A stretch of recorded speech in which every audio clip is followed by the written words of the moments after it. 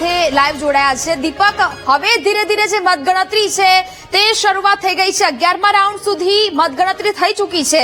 હવે ચિત્ર કેવું દેખાઈ રહ્યું છે?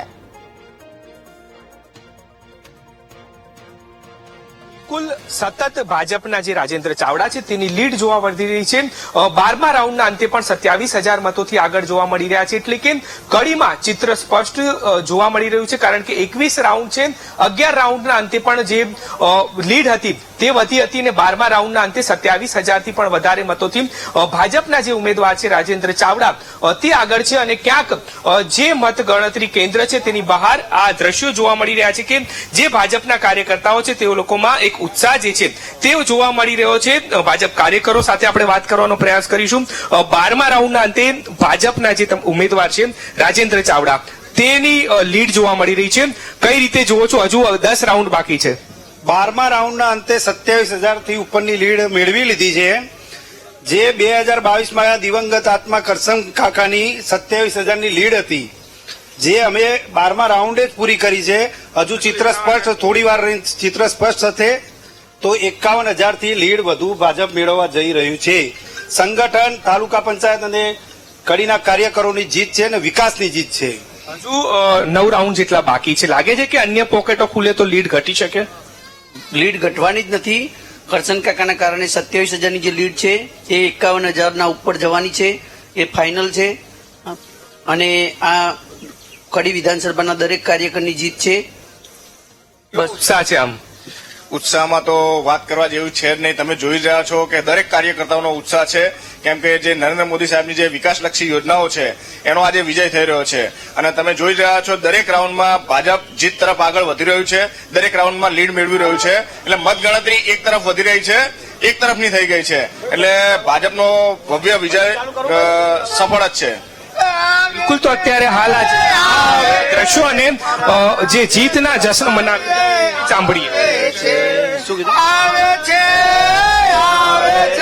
અમારા રાજેન્દ્રભાઈ।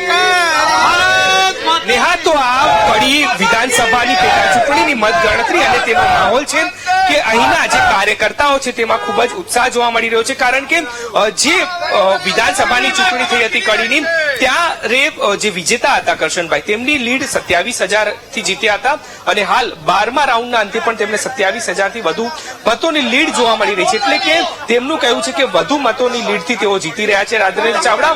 અને અત્યારે હાલથી જ જે જશ્નનો માહોલ જે છે તે ભાજપ કાર્યકર્તાઓમાં જોવા મળી રહ્યો છે, પરંતુ હજુ 9 રાઉન્ડ બાકી છે અને 9 રાઉન્ડના અંતે શું ચિત્ર સ્પષ્ટ થાય છે તે જોવાનું રહે છે। નેહા, બિલકુલ દીપક, વિગતો સાથે જોડાયા તે બદલ આપનો આભાર। અપડેટ્સ મેળવતા રહીશું। તો જે પ્રકારે અત્યારે આ કડીનો માહોલ અમે આપને બતાવ્યો। હવે વાત કરીએ વિસાવદર બેઠકની। અમારા સંવાદદાતા ભાવેશ ત્યાંથી વધુ વિગતો સાથે લાઈવ જોડાયા છે। ભાવેશ, હવે જે પ્રકારે મતગણતરીની શરૂઆત થઈ ગઈ છે, ચિત્ર ધીમે ધીમે સ્પષ્ટ થતું જોવા મળી રહ્યું છે। કેટલા રાઉન્ડની મતગણતરી પતી ને હવે શું દ્રશ્યો ત્યાંથી સામે આવ્યા છે? ચોક્કસથી નેહા, જે પ્રમાણે 12 રાઉન્ડ છે તેની મતગણતરી છે તે પૂર્ણ થઈ છે અને આમ આદમી પાર્ટીના ઉમેદવાર ગોપાલ ઇટાલિયા છે તેઓ આગળ ચાલી રહ્યા છે। 7,000 કરતા વધુની લીડથી તેઓ આગળ ચાલી રહ્યા છે, એટલે કે ધીમે ધીમે જે રાઉન્ડ છે તે પૂર્ણતાના આરે છે। લગભગ 21 થી 22 જેટલા રાઉન્ડ છે તેના અંતર્ગત આ મતગણતરી છે તે હાથ ધરવામાં આવી રહી છે, પરંતુ 12 રાઉન્ડના અંતે જે આમ આદમી પાર્ટીના ગોપાલ ઇટાલિયાને ખૂબ મોટી લીડ મળી છે। 7,000 કરતા વધુ મતોની લીડ મળી છે। શરૂઆતના રાઉન્ડની વાત કરવામાં આવે તો 1 થી 4 રાઉન્ડમાં પણ ગોપાલ ઇટાલિયાને ખૂબ નાની લીડ મળી હતી ને ત્યારબાદ ચોથા રાઉન્ડમાં ભાજપના ઉમેદવાર છે કિરીટ પટેલ, તેઓ આગળ નીકળ્યા હતા। ધીમે ધીમે તેમની લીડ વધતી હતી, પરંતુ જે 8મા અને 9મા રાઉન્ડના અંતે કિરીટ પટેલ છે તેમની લીડમાં ઘટાડો થયો હતો અને આમ આદમી પાર્ટીના ઉમેદવાર છે ગોપાલ ઇટાલિયાની લીડમાં વધારો થયો હતો અને આ લીડ છે તે સતત વધી રહી છે। શરૂઆતના વલણ છે, એટલે કે જૂનાગઢની આસપાસના જે ગામો છે ત્યાંના જે મતદારો છે, એટલે કે બિલખા, ચોકી, વડાલ સહિતના જે મતદારો છે તેમના દ્વારા ક્યાંક ને ક્યાંક ભાજપને મતો આપવામાં આવ્યા હતા, એટલે કે શરૂઆતી વલણમાં ભાજપ તરફી મતદાન છે, લીડ છે તે વધતી જોવા મળી હતી, પરંતુ હવે જે ભેસાણની આસપાસ આસપાસના વિસ્તારો છે, ત્યાંના ગામડા છે, ત્યાંના આજે આ મતપેટી છે તે ખુલી રહી છે. ત્યારબાદ વિસાવદર વિસ્તારની મતપેટીઓ ખુલશે. એટલે કે આ વિસ્તાર છે તે ક્યાંક ને ક્યાંક આમ આદમી પાર્ટી માટે જે ફાયદા રૂપ સાબિત થયો છે, કારણ કે તેમને ત્યાં સૌથી વધુ લીડ છે તે મળી છે અને સતત જે આ ગોપાલ ઇટાલિયાની લીડ છે તેમાં વધારો થઈ રહ્યો છે.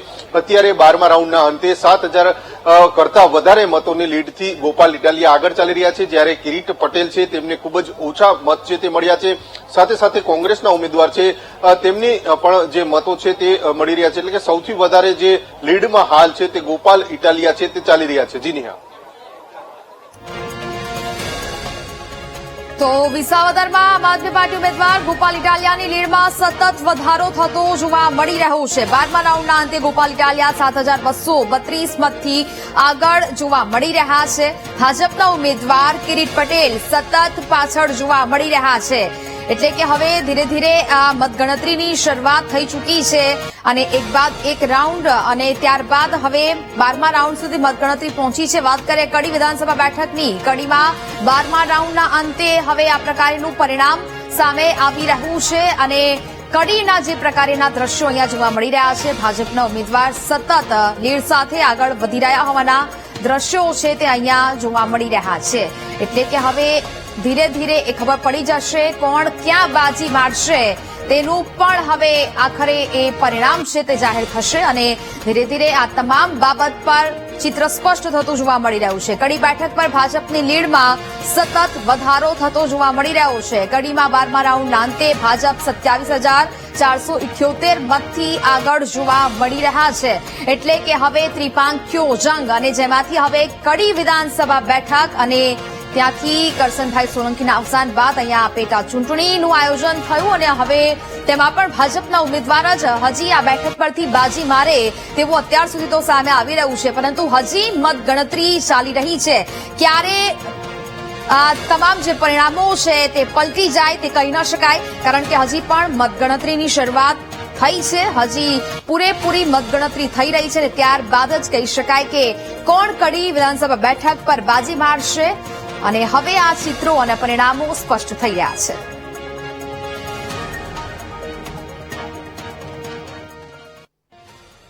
તો વાત કરીએ હવે વરસાદની.